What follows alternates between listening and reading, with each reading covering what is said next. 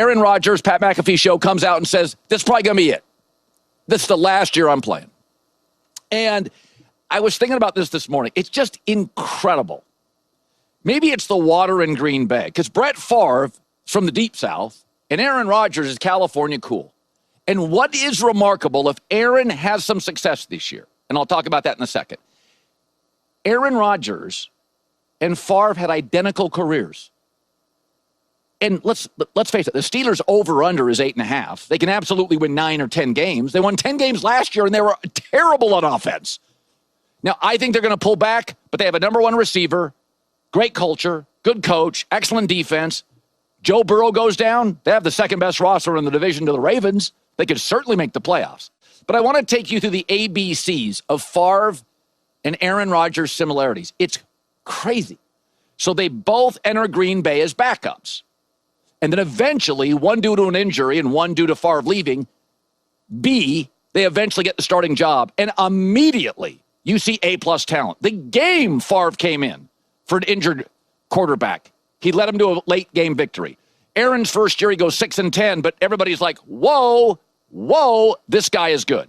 C, both have profound decade-and-a-half Packer seasons. Favre for 16 years, Aaron for 15. And in their prime, John Madden fell in love with Favre, felt he was the most talented quarterback.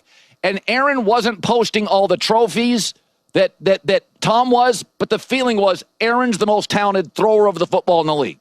That's what we thought about Favre. D, they both win one Super Bowl and multiple MVPs. We're left with both thinking, should they want a little more? E, they both get a little weird, a little prickly, a little testy with management. They don't want to learn new systems. You hear this kind of early retirement talk, and you're like, Favre, Aaron, you guys got years left. F, they go to the Jets, and it's a disaster. So you say, well, Colin, Favre went to a really good team in Minnesota. Well, Aaron wanted to go to Minnesota, but do you remember the Minnesota team Favre went to? They won 10 games the year before he got there. Well, what did the Steelers do this past year? They won 10 games before Aaron signed up. So most of us learn from the alphabet. Aaron Rodgers learned from the alphabet. It's the same career if Aaron can win 9 or 10 games and squeeze into the playoffs. Remember, Cleveland's in a reboot. Baltimore's the best. You are fighting Cincinnati, which has had constant controversy with contracts. Their number one pick may not show up to the team. Their defensive end pass rusher's furious. Joe Burrow has a history of not getting great protection, being upset and getting dinged up. It's very possible they're battling a New England, they're battling a Houston or an Indianapolis for a wild card spot. So, listen, they won 10 games last year. They have the 23rd offense.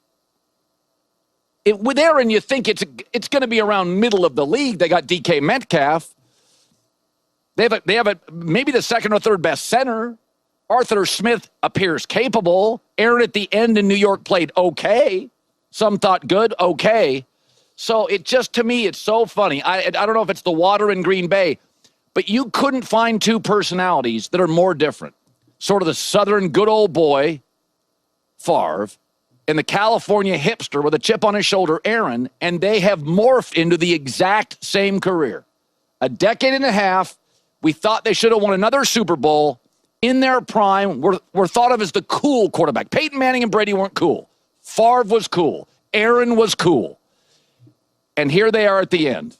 Aaron wins 10 games, sneaks into the playoffs. You'll look at this thing 20 years later and think, how did that end up the exact same?